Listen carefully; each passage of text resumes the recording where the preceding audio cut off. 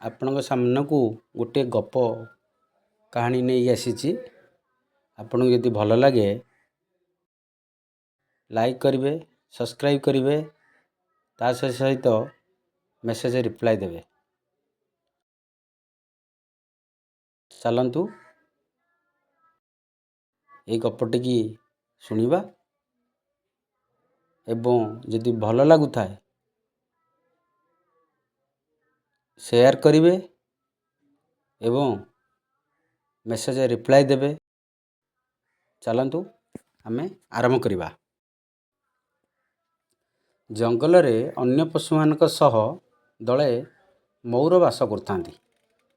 ସେହି ଦଳରେ ଥିବା ଯୁବ ମୟୂରଟିଏ ଦେଖିବାକୁ ଯେମିତି ହୃଷ୍ଟପୁଷ୍ଟ, ପୁଚ୍ଛ ସେମିତି ଲମ୍ବା ଓ ସୁନ୍ଦର। ଏହି ପୁଚ୍ଛ ପାଇଁ ସେ ବହୁତ ଗର୍ବ କରୁଥିଲା। ଅନ୍ୟମାନଙ୍କୁ ହତାଦର ମଧ୍ୟ କରୁଥିଲା। ଯେଉଁମାନଙ୍କ ପୁଚ୍ଛରୁ ପର ଝଡ଼ି ପଡ଼ୁଥିଲା ସେମାନେ ଭଲ ନାଚି ପାରୁନଥିଲେ। ସେମାନଙ୍କୁ ଚିଡ଼େଇବାକୁ ସେ କହୁଥିଲା, ମଉସା, କ'ଣ ମୋ ନୃତ୍ୟ ଅଧିକ ସୁନ୍ଦର ଲାଗୁନି? ବୁଢ଼ା ମୟୂରମାନେ ବୁଝିପାରୁନଥିଲେ। ସେମାନଙ୍କୁ ଚିଡ଼େଇବା ପାଇଁ ସେ ଏପରି ପଚାରୁଛି। ତଥାପି ସେମାନେ ବୁଝାଇ କହୁଥିଲେ, ଦେଖ ପୁଅ, ସୌନ୍ଦର୍ଯ୍ୟ କ୍ଷଣସ୍ଥାୟୀ। ଆଜି ଅଛି, କାଲି ନଥିବ। ପ୍ରକୃତିର ନିୟମ ଅନୁଯାୟୀ ବୃଦ୍ଧାବସ୍ଥା ତ ନିଶ୍ଚୟ ଆସିବ। ତେଣୁ ଏ ସୌନ୍ଦର୍ଯ୍ୟକୁ ନେଇ ତୁ ଏତେ ଗର୍ବ କରନା। ଅନ୍ୟମାନଙ୍କ ସହିତ ମିଳିମିଶି ଚଳ। ଅନ୍ୟମାନଙ୍କୁ ସାହାଯ୍ୟ ସହଯୋଗ କର। ସମସ୍ତେ ତୋତେ ଭଲ ପାଇବେ। ତୋ ବୃଦ୍ଧାବସ୍ଥା ବି ସୁଖରେ କଟିବ। ଯୁବ ମୟୂରଟି ସମସ୍ତଙ୍କୁ ଖତେଇ ହୋଇ ଖଣ୍ଡି ଉଡ଼ା ଦିଏ।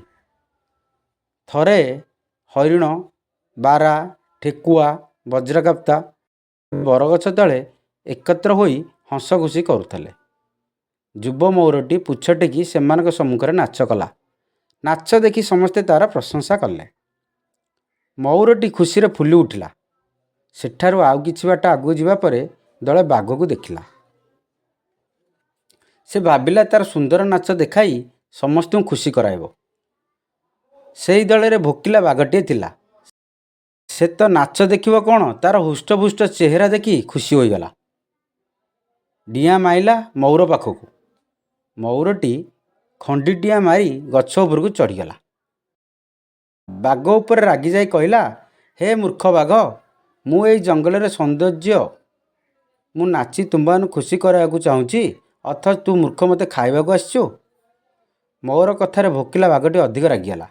ଦେଖିଲା ତାର ଲମ୍ବା ପୁଚ୍ଛ ଗଛ ଡାଳରୁ ଯେଉଁ ପର୍ଯ୍ୟନ୍ତ ଓହଳିଛି ତାକୁ ସେ ଡିଆଁ ମାରି ଖୁସିରେ ଧରି ମାରିବ। ମାରିଲା ଡିଆଁ।